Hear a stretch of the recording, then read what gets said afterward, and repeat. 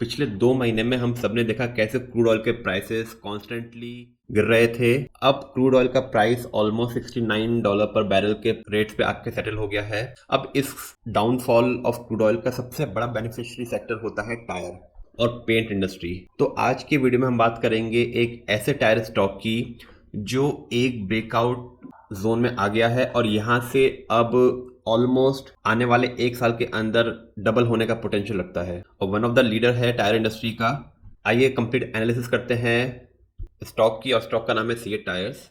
इस वीडियो में हम कंप्लीट टेक्निकल एनालिसिस और फंडामेंटल एनालिसिस करेंगे सीएट टायर की और देखेंगे क्या पोटेंशियल टारगेट्स नजर आते हैं आने वाले 1 साल के अंदर सीएट टायर के अंदर इन्वेस्टमेंट प्रोस्पेक्ट से। और दोस्तों, आगे बढ़ने से पहले ऐसे और वीडियो देखने के लिए काइंडली लाइक एंड सब्सक्राइब, ताकि ऐसे और वीडियोज आप तक रेगुलरली पहुंच सके, क्योंकि इस चैनल पे हम ऐसे स्टॉक्स के बारे में बात करते हैं जो ब्रेकआउट या ब्रेकडाउन दिखा रहे होते हैं टेक्निकली, फंडामेंटली, न्यूज बेस्ड या किसी और रीजन से, और उसकी हम कंप्लीट एनालिसिस करते हैं और सीखने की कोशिश करते हैं कि क्यों उसमें ब्रेकआउट या ब्रेकडाउन आ रहा है, और उसके बाद उसको रिव्यू भी करते हैं कि क्या हमारी एनालिसिस सही रही या नहीं रही। तो बात करते हैं सीएट टायर की। तो हमारे सामने क्रूड ऑयल का चार्ट खुला है। तो जून 22 के अंदर क्रूड ऑयल ने एक हाई बनाया था ऑलमोस्ट $120 पर बैरल, और उसके बाद से कॉन्स्टेंटली ही क्रूड ऑयल के अंदर प्राइसेस में डिक्लाइन नजर आया। और यहाँ से देखिए कॉन्स्टेंटली क्रूड ऑयल के प्राइसेस गिरते रहे और गिर के उसने एक बेस बनाया यहाँ पे ऑलमोस्ट $69 के आसपास। अब यहीं पे क्रूड ऑयल के प्राइसेस स्टेबल लग रहे हैं। हो सकता है कुछ टाइम यहाँ पे रिवॉल्व करे और यहाँ से अगर रिवर्सल शोकेस करता है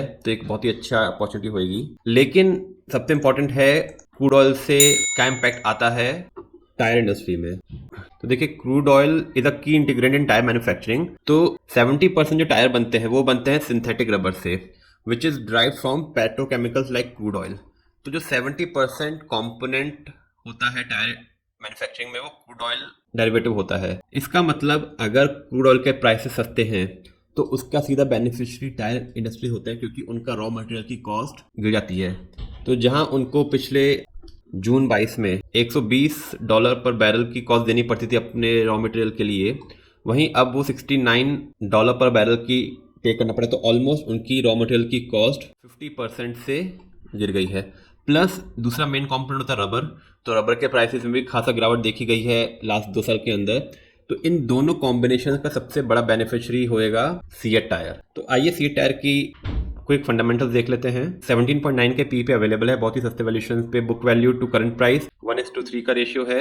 आरओसी 20 और 18.1 आरओई, तो बहुत ही अच्छे financial parameters. Debt to equity 0.44, तो ज्यादा डेट नहीं है। और पैग रेशियो 0.94, तो ग्रोथ अपॉर्चुनिटी बहुत अच्छी है। तो अच्छे फंडामेंटल्स के साथ स्टॉक करंटली प्लेस्ड है। अब इसके रेवेन्यूज देख लेते हैं कि सेल्स कैसे चल रही है सीएट टायर की, ताकि बिजनेस के बारे में आइडिया लगे।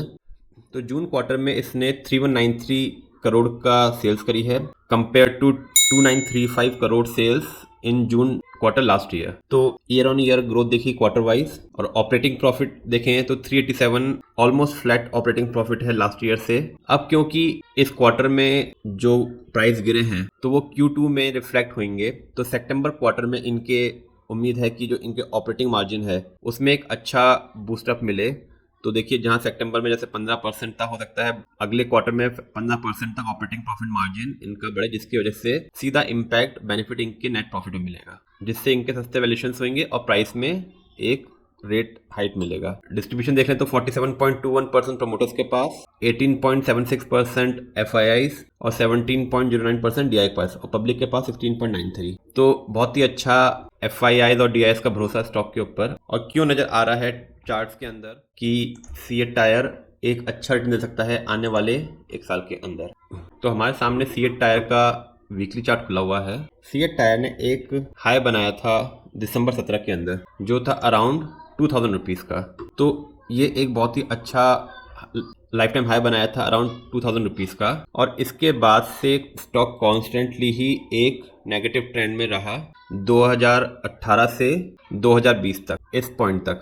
और यहाँ से स्टॉक ने कोविड के बाद एक अप साइड चला, जिसमें बहुत ही सुंदर, ये देखिए, हायर हाई हायर लो। तो बहुत ही अच्छा राइज कंसोलिडेशन, बहुत ही बेहतरीन पैटर्न के अंदर स्टॉक चल रहा है कोविड के बाद से। तो ये जो पैटर्न होता है ये होता है हायर हाई हायर लो।